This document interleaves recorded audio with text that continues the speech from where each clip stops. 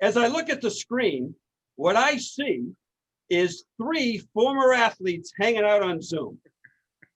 I like it. Good work. Good work. 3. Hey, we're all an athlete at one point or another, right? Yeah, you guys are a little more accomplished than me. Your careers did overlap here. Do you know each other? We not formally, no. I mean, I obviously know of Zach and followed him tremendously. I think my only connection is I think maybe a cousin of his went to the University of Miami with one of my best friends and said they house sitted at his house one time. So, hey, that's all I got. You know that story? No, I don't know that story, but I kept up with Mike because, you know, I was a 2-sport athlete in high school and I played baseball and football. But I was third baseman just like Mike, but I had a weak arm and I couldn't hit the curveball. So I wasn't an all-around player like him, but I always kept up with Mike because he won everywhere he went. So great athlete and won here with the Marlins. They had those good teams then and even with Boston. So just to be on the show with him, it's an honor. I know that Mike's doing some work for the Baseball Network.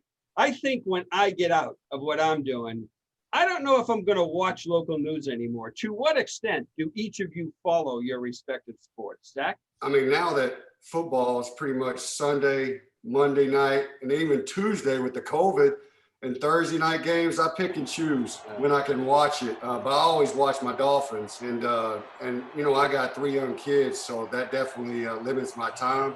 So I pick and choose watching. Watch a lot of baseball, Mike? Outside of working?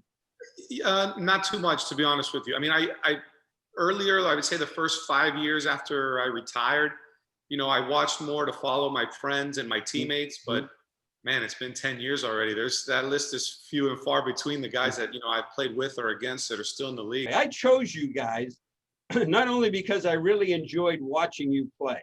It was because I always found you to be affable and honest with the media. And I'm curious why it was so easy for each of you to be that way around the media when so many others of your contemporaries, they hated to see us walk into the room. Zach, why was that? Why were you so good with us? Well, y'all are always good to me. I mean, and if you're playing well, I think you're a little nicer. You know, for me, I use it as motivation when there was, everybody has a bad apple in the profession. But, you know, when a reporter would ask a stupid question, when I was in my younger days, I'd fire back something silly. And I remember my media relations guys like Seth and Harvey Green, you know him, Steve. Yeah. They would always tell me, you're not talking to the reporter. You're talking to that 10-year-old boy that's a fan of yours, or that couple that's a Dolphin fan since the 70s. So once I realized that, I was a little better that way. Mike, you were great. I kind of looked at it, Steve, to be honest with you. It's their job too. No one wants to go to their job and not enjoy it. So I felt like if I gave the media the respect, maybe that day that I didn't have a good day, they'd throw a little longer leash at me, you know? And there is a working relationship with the media, especially the guys that, you know, in baseball are there every day. The beat writers that, you know, are on every trip. You know, you see them 162 games, you know, a year. You guys didn't have many bad games. Zach, you mentioned that you have young kids. Your son plays soccer.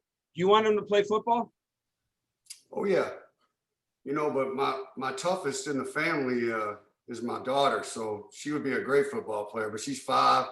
She's mean. She'd be a great pulling guard or a fullback. But obviously, I'm not letting them play. But my son, I would let him play. I mean, a game that was so good to me, why would I keep it from him? Football, you got to have a screw loose, man. You got to. I had one, and I loved it. But that's why I didn't play baseball, because I get frustrated when I strike out all the time. I just remember biting my hand. I couldn't, you know, beat up the cooler so many times. But I loved football, 28 years of it. I wouldn't keep it from my son. But, you know, a lot of car crashes every day in practice. But I feel like I'm all right. You might beg to differ after this interview, Steve. You actually won a World Series ring with the Yankees. You went on to win one with the Marlins and then later again with the Red Sox. Does any one of those 3 stand out? Is any one of those better than the other 2? Well, the Yankee one comes in 3rd place because I was there for a month with the team and I appeared in 8 games. So I tell everyone, yeah, the 98 Yankees that won 113 games couldn't have done it without my 8 games. To that extent, that's why I say George Steinbrenner was one of the most generous owners in the world, because despite 8 games, he still gave me a ring. So That was pretty cool. Selfishly, from my own performance, the Red Sox one stands out better just because, you know, in the playoffs in 03, I had broken my hand, and I felt like I went through the playoffs and I hadn't seen pitching in a month, and I was like hoping to do good. With the Red Sox, I knew I was in a groove, but I think the Marlin one was so satisfying because everyone expected us to lose. They expected us to lose to the Giants, to the Cubs, and to the Yankees. And when you prove people wrong at each level, I think that, you know, that champagne tastes just a little sweeter at the end. Zach, when he won with the Red Sox, he was MVP of the World Series. He had a great series.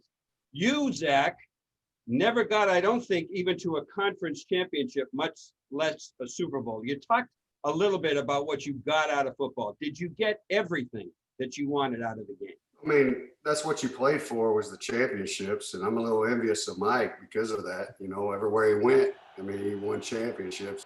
And as a kid, if they said, hey, you know, we never got past the second game in the playoffs, and it's disappointing, but I wouldn't want to change any of my teammates. You can do all the winning and you could be talented and get all your all pros and honors and all that. But if you're not a good teammate, nobody respects you. That's all it was about for me. So, you know, that's what I enjoyed, just being a great teammate. And I wouldn't change one thing. So what am I headed into now? Am I going to like retirement? What should I be prepared for? Mike?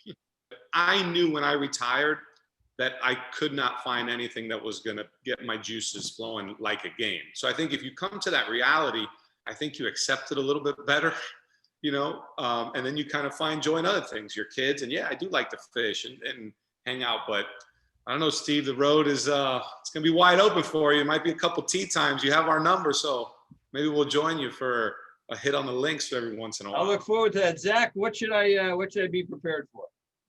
You got freedom, man. You can do whatever you want. You can travel. You can see your kids more. You can be bored. But the one thing, as Mike is saying, you're going to miss a lot of different things there at the station even. You know, the relationships you built over the years, the good shows and the bad shows. I mean, it's crazy. You're going to miss Sunday Night Extra. I mean, it's the one thing that I miss most, and I'm sure Mike could tell you the same, is the locker room. You know, I don't miss so much about the aches and pains on Mondays and Tuesdays, but I definitely miss game day. And, you know, the one thing, man, just, you know, you'll find a purpose. You'll find something else that you can be good at. And, you know, if it's golf, it's golf. But I'll never be good at golf. I've tried long enough, man. I'm bad.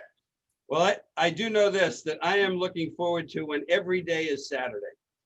I am looking forward to that. This was a gigantic thrill. It was a thrill for me to watch you guys play. You gave me a lot of great memories in this town and in this profession. It's a huge honor that you sat with me and did this for me. And let's the three of us meet in the middle somewhere and we'll talk some more. Mike Lowell and Zach Thomas, everybody. Thank you, guys. Thank you. Thanks, Steve.